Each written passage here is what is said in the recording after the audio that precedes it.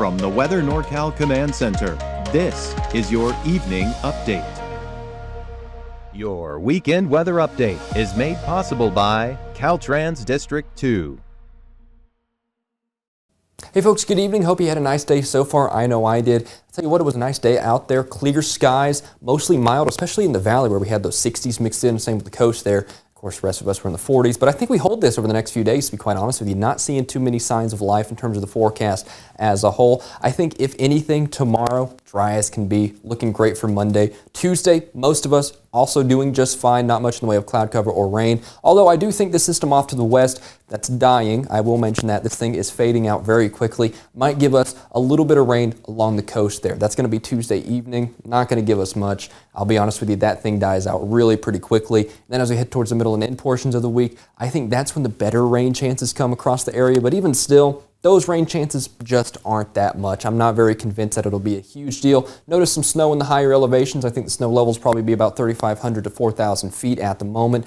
And that's going to be towards Thursday and into Friday. Along the coast, you might pick up maybe a tenth of an inch of rain with this system. But I'll tell you what, overall, the totals, at least through Thursday, just not looking that impressive for me at the moment, especially as you head east of the I-5 corridor. Pretty much nil. Absolutely nothing out there. But notice there, you do see a few patchy areas of maybe half an inch to 3/4 of an inch of rain, but that's just not that much. I think, if anything, we're going to get into a more active pattern as we head into the first week of December. This is talking towards the time frame of next weekend and into the early parts of next week, right? So I don't think it's any time now to say any specifics, but I do want to mention this. We're going to be well above average with those rain chances in that time frame over the next 7 to 10 days.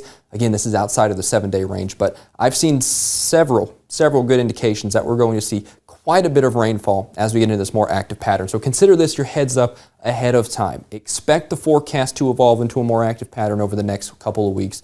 I fully do, and here we can see the Climate Prediction Center also does as well. That's about what you should expect for this time of year too. Of course, we're in this El Nino year, so we get those higher rain chances about this time of year. Worth watching there. We're probably going to pick up several inches of rain over the next few weeks if this is right. So we're going to watch that closely, see how that evolves. But of course, we have to get through this week first. And I think the main story is not really so much that rain, to be honest with you. I think it's going to be these cooler temperatures drifting south and east over the next several days. And I think towards the end of the week in specific is whenever we're going to see those higher temperatures, or those lower temperatures rather, really take hold for your daytime highs as we head through the week. All right, so big picture, you can see the wave heights really going nowhere, to be honest with you. They're very much calm. We're not doing too shabby, not by any stretch of the imagination. To be honest with you, we're doing great out there. Wave heights in the 3 to 5 foot vicinity. These lows though, that's all right. Let's go ahead and discuss this. I think we're going to get a little bit more frost chances in the valley, especially as you head further north. Notice how you start seeing 32 there in Redding,